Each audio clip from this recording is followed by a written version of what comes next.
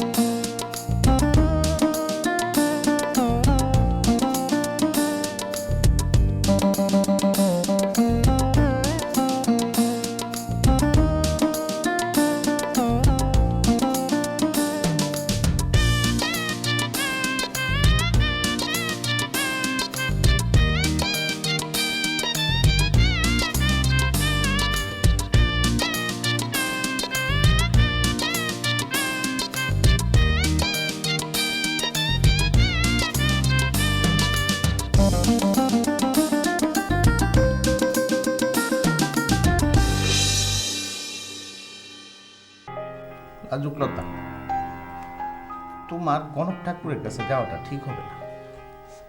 কেন ঠিক হবে না? আমি গণক ঠাকুরের কাছে গিয়ে আমাদের সব অজানা অপরাধের কথা জানবো, পাপের কথা জানবো। কিন্তু আপনার শঙ্কাটা কোথায়? না, কিসের শঙ্কা? কোনো শঙ্কা নাই। তাহলে বাধাটা কিসের?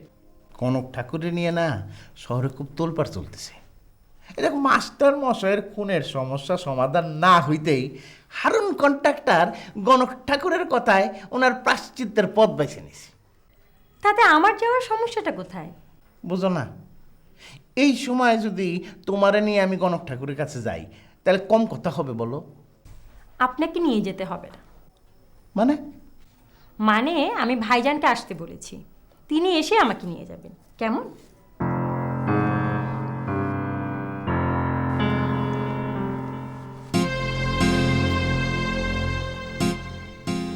ভাইজান আসিতেছে, বিপদ আসিতেছে, মরার উপরে খারাপ ঘাট আসিতেছে, মহা বিপদ আসিতেছে। দেখেন, আপনি আমার ভাইজানকে নিয়ে একটা খারাপ কথা বলবেন না কিন্তু। মোর জ্বালা, আমি তোমার ভাইজানের নিয়ে কোনো খারাপ কথা বলি নাই।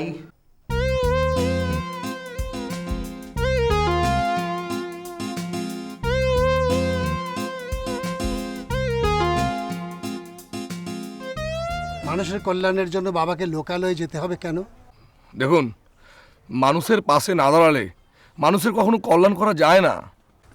কিন্তু বাবা তো এখানে বসেই মানুষের কল্যাণ করছেন। সূর্য তো কোটি কোটি মাইল দূরে, তার আলো তো মানুষের কল্যাণ বয়ে আনে। রজব আলী, তোমাকে মাথা খারাপ হয়ে গেছে? তুমি কিসের সঙ্গে কার তুলনা করছো? কিন্তু উনি তো বাবা অসম্ভব কথা বলছেন। আপনি লোকালয়ে মিশে গেলে আপনার মহিমা ক্ষুণ্ণ হবে যে। স্রষ্টা আমাকে মাফ করুক, অনেক বড় কথা। তারপর আমাকে বলতেই হচ্ছে, মানব কল্যাণে মানুষকে আলোর পথে দিশারি করার জন্য কেউই কিন্তু দূর থেকে মানুষের কল্যাণ করেননি, কারণ দূর থেকে মানুষের কল্যাণ করা যায় না। মানুষের কল্যাণ করতে হলে ঠাকুরজি আপনাকে মানুষের পাশে দাঁড়াতে হবে। আপনিই পারেন আমাদের বিপদ থেকে রক্ষা করতে, ঠাকুরজি আপনিই পারেন।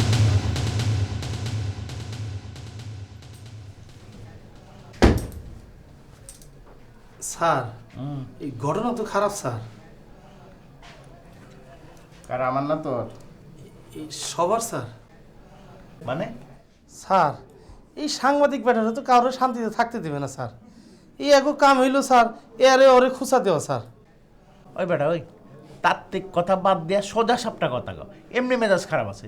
এইটা পড়লে তো স্যার মেজাজ আরও খারাপ হয়ে যাবে স্যার। তোর নাম জানি কি? কেন স্যার? আকাশ আলী। সবাই তো আমার আকাশ বলেই ডাকে স্যার। আমি তোরে কি বলে ডাকি? আপনি শুধু স্যার আমারে আদর করে বেয়াকুব বলে ডাকেন স্যার। কেন জানি? স্যার ওই মাঝে মধ্যে আমি তো বেয়াকুবের মতো ভুল করি স্যার, এই জন্যে স্যার। জি স্যার। স্যার ব্ল্যাক কপি দিই। জি স্যার।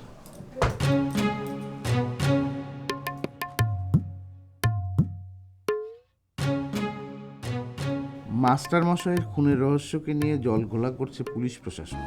মাস্টার মশাইয়ের খুনের দায়ে অনুভবকে অ্যারেস্ট করলেও 1 মাস পর গতকাল সন্ধ্যায় গণেশকে ওসি হাসানের junior police officer Kamrul arrest করে।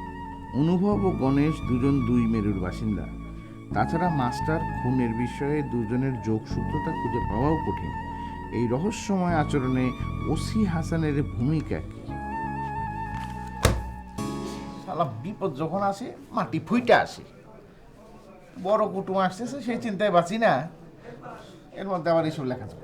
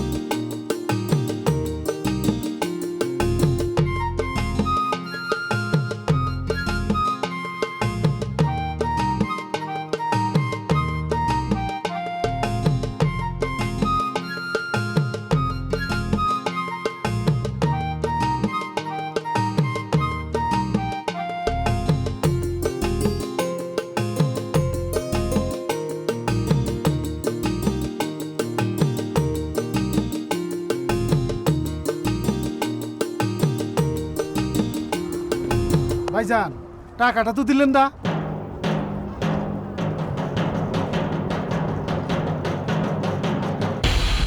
টাকা? কিসের টাকা? নৌকায় আসলেন, ভাড়া দিবেন না? আমার কাছে ভাড়া চাও? সমগ্র বাংলাদেশের কোনো যানবাহনে ভাড়া লাগে না, আর তুমি আমার কাছে ভাড়া চাও? এই এদিকে তাকাও, এদিকে তাকাও। জানো আমি কে? না ভাইজান। আমার বেয়াদবি করে। এই কে তোমার কোন জন্মের ভাই? স্যার বলবে স্যার। এই এলাকার ওসি আমারে দেখলে চেয়ার ছেড়ে উঠা খাড়ায়। স্যার ভুল হয়ে গেছে। না না, শুধু ভুল তো হয় নাই, অনেক বড় অন্যায় করছো তুমি। আর এই সমস্ত অন্যায় সচক্ষে দেখে আমি কিছুতেই বরদাস্ত করি না। ওইখানে সরকারি ঘাট রাইখা এইখানে তুমি অবৈধভাবে মানুষজন পারাপার করতেছো, আর এটাই আমি ইনভেস্টিগেশন করার জন্য আসছি। স্যার দয়া করেন, আমি গরিব মানুষ, বউ পোলাবেন না, না খাই মরে যাবো, পেটে লাথি মেরেন না। আরে না না, খামোখা কারো পেটে লাথি মারার মানুষ আমি না, কিন্তু দেশে তো একটা আইন আছে, একটা সিস্টেম আছে। সেই সিস্টেমের বাইরে আমি ভালো মানুষ হলে কি যেতে পারবো? পারবো না। পকেটে হাত দাও, জলদি করতে হবে। কয়টা আছে? 5টা। সাদা কাগজ আছে? আছে। জলদি বের করো। ওই টাকাটা এর মধ্যে মোড়াও, আর জলদি আমার পেছন পকেটে দিয়ে দাও। শোনো, এইসব অবৈধ পয়সা খাওয়া তো দূরের কথা, নিজের হাতে ছুঁয়েও দেখো না। কিন্তু পুলিশ প্রশাসনকে কিভাবে বুঝতে পারবো? তারা তো টাকার জন্য বসে আছে, টাকাটা ওদের জন্যই নিলাম। ঠিক আছে, যাও কাজ করো।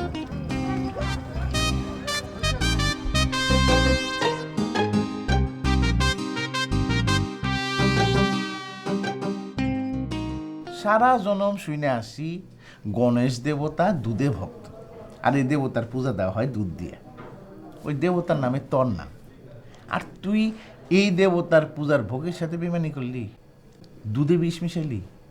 দেবতার ভয় নাই তোর?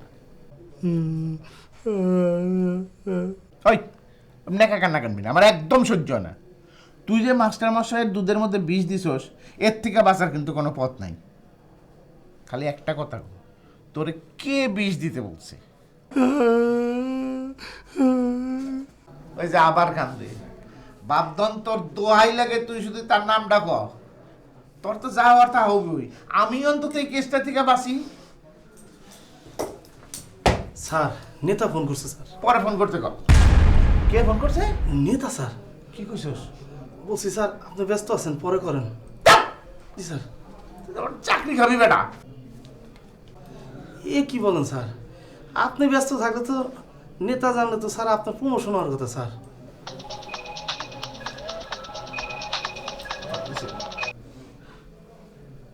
আসসালামু আলাইকুম স্যার। ওয়ালাইকুম আসসালাম। ওসি সাহেব ব্যস্ত মনে হয়? না স্যার, তেমন কিছু না স্যার। এইমাত্র ফোন করে জানলাম যে আপনি ব্যস্ত। আপনি বলছেন আপনি ব্যস্ত না, এখন কোনটা ঠিক? আপনি ব্যস্ত নাকি ব্যস্ত না? যদি ব্যস্ত থাকেন তাহলে বিশ্রাম করার একটা ব্যবস্থা করে দেই নাকি? না স্যার, তেমন কিছু না। ইডিয়েট।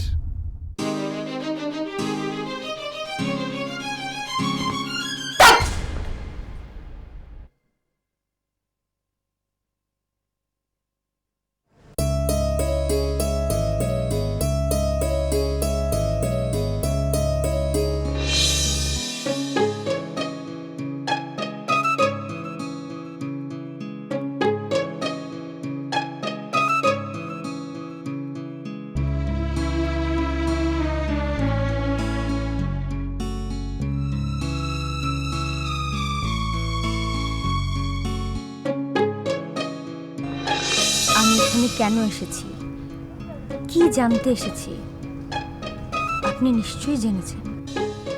সব সত্য সবসময় জানতে নেই রে মা, এতে যে বিপদ আরো বেড়ে যায়।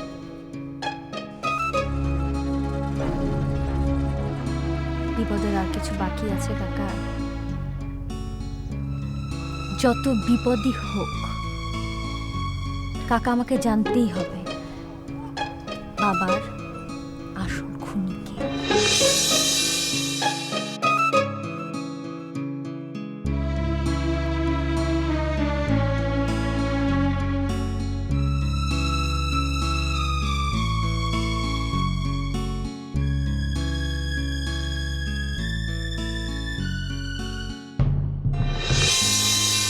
গণক ঠাকুর, আপনি মঙ্গলকামী এক মহান মানুষ।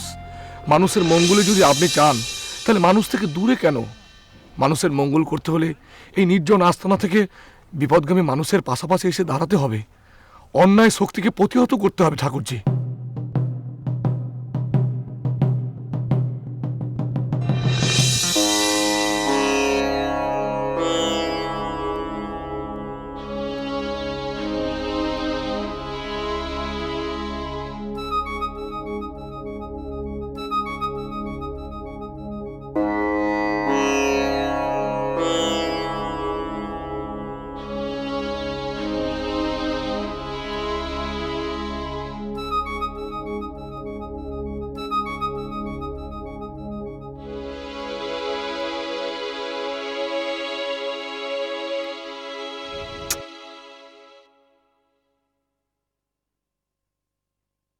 নমস্কার বাবা। আপনি কে? আমি অতি জঘন্য একজন পাপী ব্যক্তি। নিজেই যখন নিজের পাপের কথা জানেন, তাহলে সেই পাপ থেকে মুক্তির পথ খোঁজেন। আমি আমার পাপের জন্য এক মুহূর্ত দুশ্চিন্তা করি না। কেন? পাপ পুণ্য দুই কাজই বান্দা করে তার ইচ্ছা। এই যে আপনি ভালো ভালো কাজ করছেন তার ইচ্ছায়, আবার এই যে আমি খারাপ খারাপ পাপি পাপি কাজ করছি সেটাও তার ইচ্ছা। এখন তার ইচ্ছাকে আমি তো অবমাননা করতে পারবো না। ভুল কথা। মানুষের কর্ম তার নিজের কাছে। স্রষ্টা দুই শক্তি মানুষকে দিয়েছেন।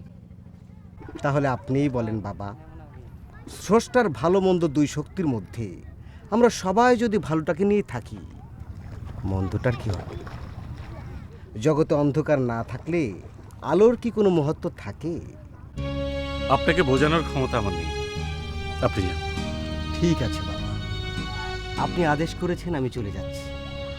তবে কিন্তু আমি আবার আসবো একটা বিশেষ কাজে। আসি।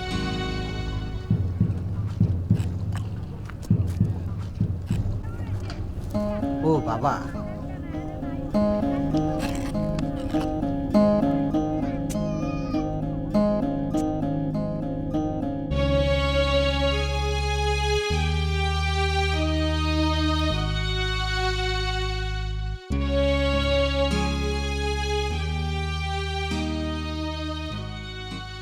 মা, মাগো, তুমি তো সবই জানো।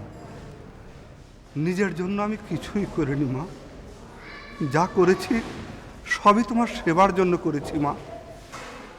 আমার সিদ্ধান্তে যদি কোনো ভুল হয়ে থাকে তুমি তুমি আমাকে ক্ষমা করো মা। তুমি ছাড়া এই বিপদ থেকে কে আমাকে রক্ষা করবে মা? মা, কৃপা করো মা, কৃপা করো, কৃপা করো মা, কৃপা করো।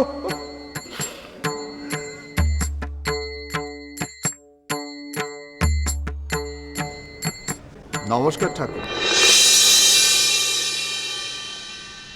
বিপদে ভেঙে পড়া তো দুর্বল মানুষকে মানায়, গোত্রপ্রধান পুরোহিত ঠাকুরকে মানায় না। মানুষ ভগবানকে কখন বেশি স্মরণ করে জানেন? যখন সে বিপদে কুল কিনারা খুঁজে পায় না তখন। কিন্তু আপনি ভেঙে পড়ছেন কেন? আপনার সামনে তো এখনো অনেক পথ খোলা আছে। আমি তো কোনো পথই দেখি না বিশ্বনাথ রায়। জানি না ভগবান এই বিপদ থেকে আমাকে কিভাবে বাঁচাবে। ভগবান আপনাকে বাঁচাতে পারবেন কিনা জানি না, তবে আপনার বাঁচার পথ আপনার নিজেকেই তৈরি করে নিতে হবে, এবং কৌশলে।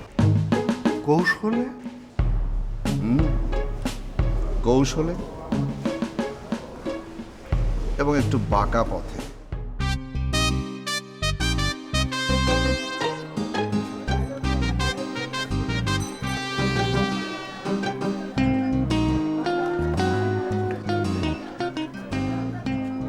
স্যার মিষ্টি নেবেন? ভিজা না শুকনা? আমি তো মিষ্টি নিতে আসি। ও খাইবেন? বসেন দেই। আয় দাঁড়াও। তোমার নাম কি? শম্ভু। শম্ভু শব্দের অর্থ কি? জানি স্যার। সামান্য শম্ভু শব্দের অর্থ জানো না? এখানকার কোন মিষ্টিগুলো ভালো সেটা জানো তো? জি, এই দোকানের অনেক সুনাম স্যার, ভেজাল মিষ্টি বেশি না। সেটা তো প্রমাণিত হবে আমি পরীক্ষা করবার পর। এই যে ভাই, আপনি কে? আপনাকে তো ঠিক চিনলাম না। আমি কে সেটা আপনার এই মিষ্টিগুলো পরীক্ষা করলেই জেনে যাবেন। তার মানে? মানে খুব সোজা। আপনার এই মিষ্টিগুলোতে যদি কোনো প্রকার ভেজাল ধরা পড়ে তাহলে আমার পরিচয়টা ক্লিয়ার হয়ে যাবে। তবে আমি নিজে ক্লিয়ার করব না, প্রশাসন থেকে লোকজন এসে ক্লিয়ার করে দিয়ে যাবে। আপনাকে শুধু এইটুকু বলে রাখি, এই থানার ওসি আছে না, ওসি সাহেব, উনি আমাকে দেখলে এক সেকেন্ডও লেট করবে না, সঙ্গে সঙ্গে চেয়ার থেকে উঠে দাঁড়াবে। এখন আপনি সুস্থ মস্তিষ্কে ভাবুন, বিশুদ্ধতা প্রমাণের জন্য যে মিষ্টিগুলো আমি নেব সেই মিষ্টিগুলো কোন মিষ্টিগুলো আপনি দেবেন? স্যার ভুল হয়ে গেছে। স্যার আপনি বসেন, ঠান্ডা খাবেন না অন্য কিছু খাবেন স্যার? No never. ইন্সপেকশনে এসে আমি কোনো কিছু মুখে তুলি না, কারণ কোনো কিছু মুখে তোলা মানে তো ঘুষ নেওয়া, আর ঘুষ শব্দটা আমার কানে আসা মাত্রই আমার কান ব্যথা শুরু হয়ে যায়। স্যার তবু একটু যদি আপ্যায়নের সুযোগ দিতেন আমি নিজেকে ধন্য মনে করতাম। আর একবার তো বললাম এসব আমার সহ্য হয় না। আপনি এক কাজ করেন, বিশুদ্ধতা প্রমাণের জন্য 2 কেজি করে মিষ্টি প্যাকেটে ভরতে বলেন। শম্ভু ভিতর থেকে 2 কেজি ভালো মিষ্টির প্যাকেটে ভর যা। এই শোনো, 2 কেজি করে ভরবা, একটু যেন বেশি না হয়, ঠিক আছে? যাও। আচ্ছা, ভেতর থেকে দিতে বলুন, অর্থটা কি?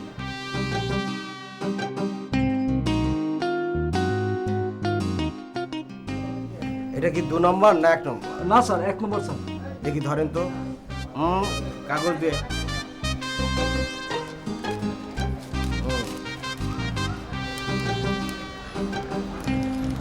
এদিকে এদিকে।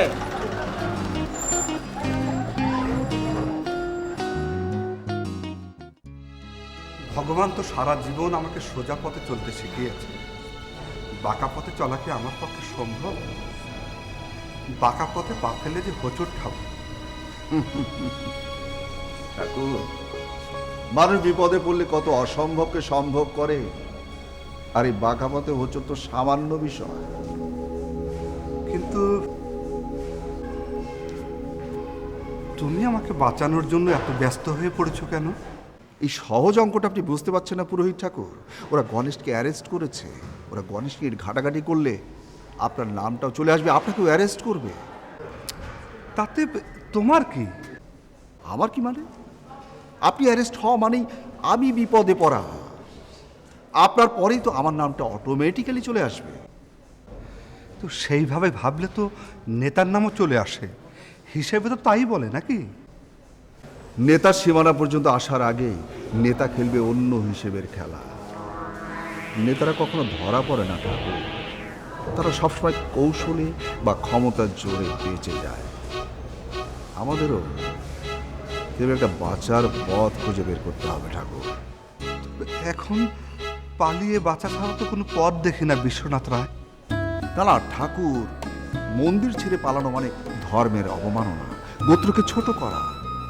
সবার সামনে মন্দির থেকে আমাকে ধরে নিয়ে গেলে ধর্মের অবমাননা হবে না, গোত্রকে ছোট করা হবে না? ঠাকুর, গোত্র প্রধান পুরোহিত ঠাকুরের হাতে হাত করা লাগানো এত সহজ ব্যাপার নয়। আপনি শুধু মাথাটা ঠান্ডা রেখেছেন। মনে রাখবেন, একজন নেতার ক্ষমতা আজ আছে কাল নেই, কিন্তু একজন গোত্র প্রধান, একজন পুরোহিতের ক্ষমতা আজীবন। আপনাকে কিছু করার আগে এটাকে ধর্মীয় ইস্যু হিসেবে দাঁড় করাতে হবে, তারপর আপনাকে আর কিছুই ভাবতে হবে না। দেখবেন ধর্মীয় রোষানলের শিক্ষা দাও দাও করে সারা দেশে রয়েছে।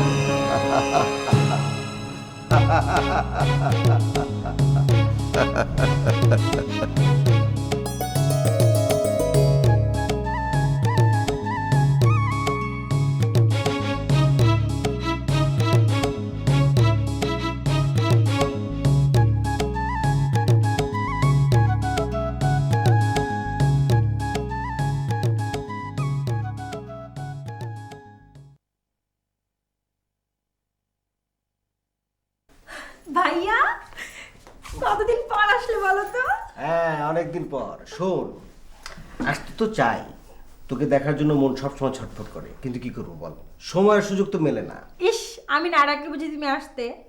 আরে না না, আমি না আসলে কি হবে, তোদের প্রতি ঘন্টার খোঁজ খবর কিন্তু আমি রাখি। আচ্ছা ভালো কথা, তোদের এখানকার গণক ঠাকুরের অনেক কেরামতির কথা শুনছি বেশ কিছুদিন যাবত। অবশ্য আসার সময় ওর সঙ্গে দেখা করে আসলাম। কেমন লোকটা, কেমন? উনি তো খুবই ভালো ভাইয়া, খুবই ভাইয়া এতগুলো মিষ্টি কার জন্যে? কার জন্য আবার? তোর জন্য। তুমি যে কেন ভাইয়া শুধু শুধু এতগুলো টাকা খরচ করলে? আমরা মানুষ মাত্র দুটো। আর বলিস না, মানুষ যে কেন আমাকে এত পছন্দ করে, কেন আমার জন্য এত কিছু করতে চায় বুঝি না। এখানে এসে নেমে তোর কথা মনে পড়লো, তুই তো আবার লাল মিষ্টি আর রসমালাই পছন্দ করিস। যাই হোক, দোকানে ঢুকলাম, ঢুকে দেখি বাবুনাল। কোন বাবুনাল চিনলি তো? ওই তোমার সেই বন্ধুটা? হ্যাঁ, ওই যে জেল খাটছিল, ছাড়িয়ে দিলাম। আমাকে পেয়ে তো আকাশে চাঁদ হাতে পেলো, কি রেখে কি করবে বুঝতে পারছিল না। যাই হোক, প্রথমে দই মিষ্টি খাওয়ালো, তারপর যখন শুনলো যে আমি তোর এখানে আসছি, সঙ্গে সঙ্গে এক গাদা মিষ্টি কিনে হাতে ধরিয়ে দিল, দামটা পর্যন্ত পরিশোধ করতে দিল না।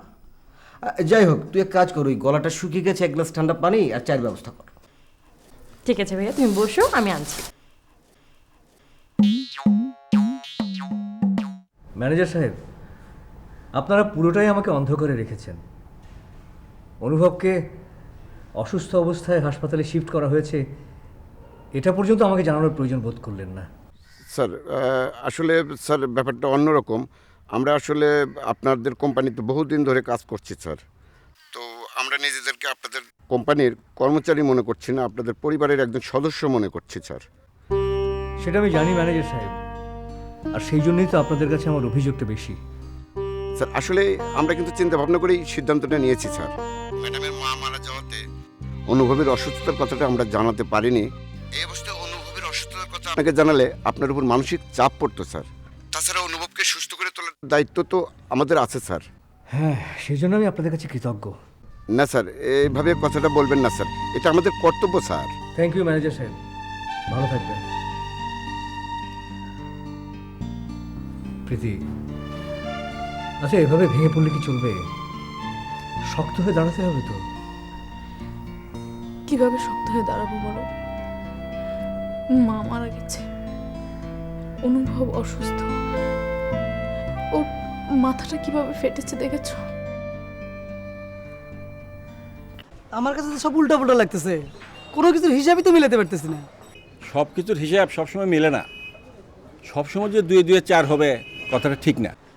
তা ঠিক আছে ভাই, এদিকে হারুন কন্ট্রাক্টরের পাগলামির কথা জেনেও নেতা কোনো অ্যাকশনই নিচ্ছে না, এদিকে চৌধুরীর ছোট ভাইয়ের জামিন হয়ে যাচ্ছে তো। যেকোনো নেতা বসে আছে, নেতার চোখ মাছির মতো চারদিকে ঘোরে। তিনি আমাদের ডেকেছেন, নিশ্চয়ই কোনো কারণ আছে। আরে ওসি সাহেব যে, ওয়ালাইকুম আসসালাম, বসেন বসেন। নেতা আছেন নাই? কেন, আপনাকে আসতে বলছেন? হ্যাঁ, আমাকে তো জরুরি ভিত্তিতে দেখা করতে বললো। দেখা করার কথা যখন বলেছে তখন অবশ্যই আসবে, তো আপনি এত টেনশন করছেন কেন? এরপরে খারাপ কিছু কি? না না, খারাপ কিছু না, কিন্তু নেতা কেন এইভাবে আসতে বললো তা তো বুঝতে পারলাম না।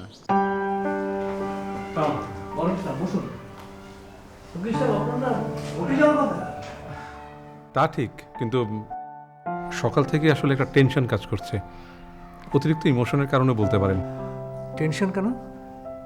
অনুভবের জামিনের কি কোনো নেগেটিভ সম্ভাবনা আছে? না না, সেরকম তো কোনো সম্ভাবনা নেই, ইনশাল্লাহ আজকে জামিন হয়ে যাবে। তাহলে আপনি এত টেনশন করছেন কেন? ভাবি, অনুভব এই পরিবারের ছেলে, তার প্রতি আমাদের কারো অনুভূতি কম নয়। আর তাছাড়া এতদিন হয়ে গেল আমরা আসলে কিছুই করতে পারলাম না, এই আর কি।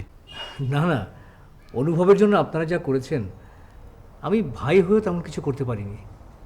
আপনারা যদি না থাকতেন তাহলে যে কি হতো। না না, আমরা না থাকলে অন্য যে কেউ এসে আপনার পাশে দাঁড়াতো। আর তাছাড়া এই পরিবারের বিপদে পাশে দাঁড়ানোর মতো লোকের কোনো দিনই অভাব হবে না। হ্যাঁ, ঠিকই বলেছেন। তবে এই পরিবারের মঙ্গলের কথা ভেবে অন্যের যেন কোনো ক্ষতি না হয় সেদিকটাও দেখবেন। আমি নেহার কথা বলছি। পরিস্থিতি এমন এক জায়গায় দাঁড়িয়েছে যে আগের মতো খোঁজ খবর নিতে পারছি না। আপনি একটু খোঁজ নেবেন। তাছাড়া গণেশ অ্যারেস্ট হয়েছে, মানসিক সাপোর্টের জন্য হলেও ওকে সান্ত্বনা দেওয়া দরকার। ভাবি, আপনি চিন্তা করবেন, আমি যোগাযোগ রাখবো। আমার মনে হয় এখন ওঠা উচিত। আপনি কি যাবেন? যাই, আপনি চা খান, আমি রেডি হয়ে আসছি। আচ্ছা ঠিক আছে। বসুন, আমি চা নিয়ে আসছি।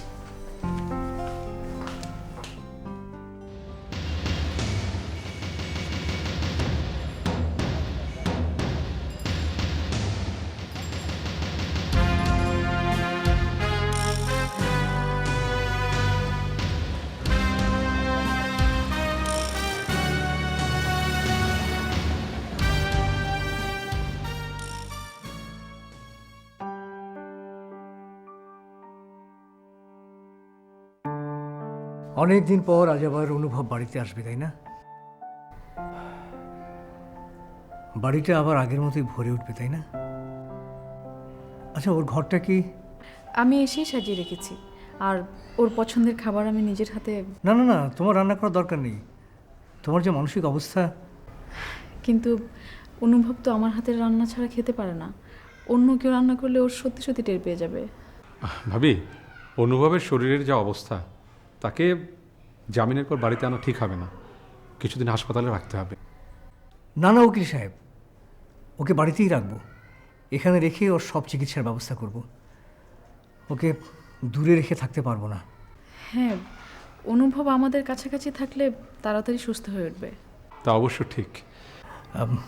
আমার মনে হয় আর দেরি করাটা ঠিক হবে না উকিল সাহেব, চলুন। আসি প্রীতি।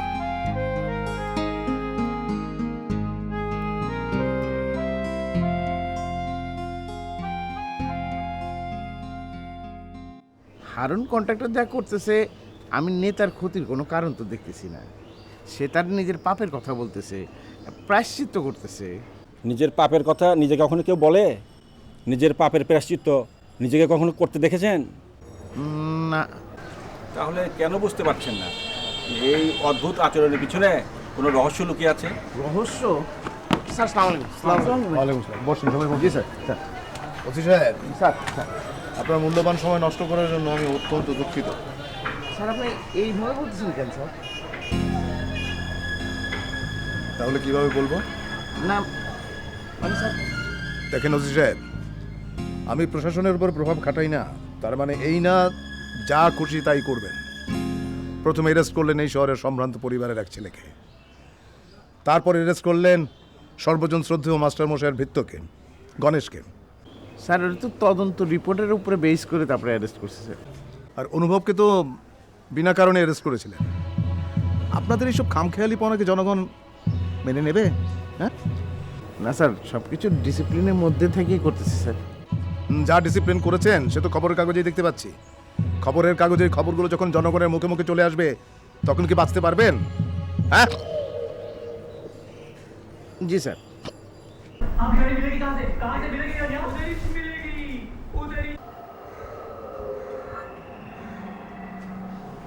ভাইয়া চলো তাহলে খেয়ে নি। খাবারটাকে দেবো? হ্যাঁ খাবো তো, কিন্তু আগে আসুক, তিনজন মিলে একসাথে খাই। তাহলে আর তোমাকে খেতে হবে না। কেন? সে কি কখনো দুপুরে আসে? সে তো আছে সারাক্ষণ তার কাজকর্ম নিয়ে।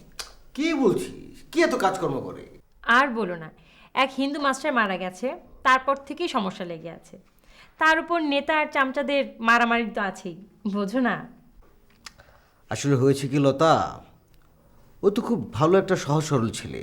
সেই সুযোগ বুঝে লোকজন দেদার চেয়ের উপর ঝামেলাগুলো চাপিয়ে দিচ্ছে, আর ও সেটা আনন্দে সাপলাচ্ছে। ওকে খুব কৌশলী হতে হবে। সেটাই তো সে বোঝে না ভাইয়া। এটা নিয়ে তুই একদম চিন্তা করবি না। শোন, ও খুব ভালো ছেলে, আমি কাছে বসিয়ে ভালো করে বুঝিয়ে বললে বুঝবে। ঠিক আছে, চল খেয়ে নেই। আসো। ওসি সাহেব, স্যার চোখ থেকে চশমাটা খুলুন। জি স্যার। চশমা তো পরি নেই স্যার। চশমা পরেন না? আমি আপনাকে চোখ থেকে আইনের চশমাটা খুলতে বলছি। ওটা পরে থাকলে তো সবাই কি আসামি মনে হবে। আপনার কথাটা ঠিক বুঝতে পারলাম না স্যার। বুঝতে পারছেন না, নাকি না বোঝার ভান করছেন?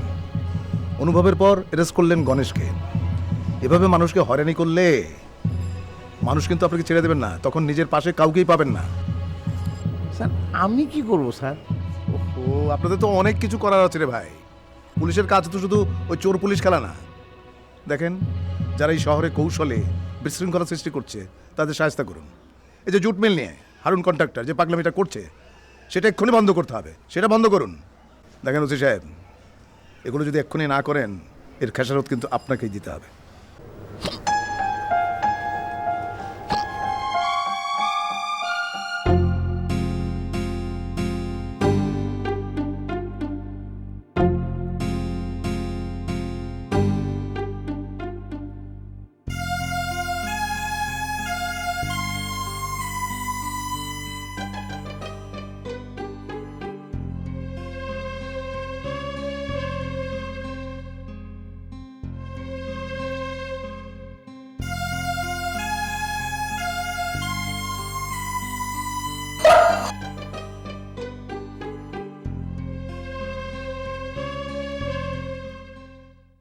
নেতা, আপনার কোনো তুলনাই হয় না।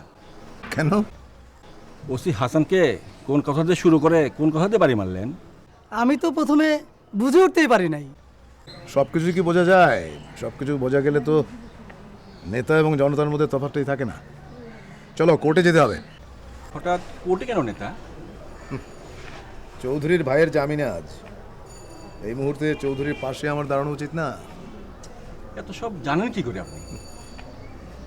আমাকে জানতে হয়, কারণ আমি নেতা। আপনারা বলেন না নেতার সারা শরীরে চোখ, কতটা আসলে ভুল। নেতার চোখ সারা শহরে, কোথায় কি ঘটছে না ঘটছে সব আমি দেখতে পাই।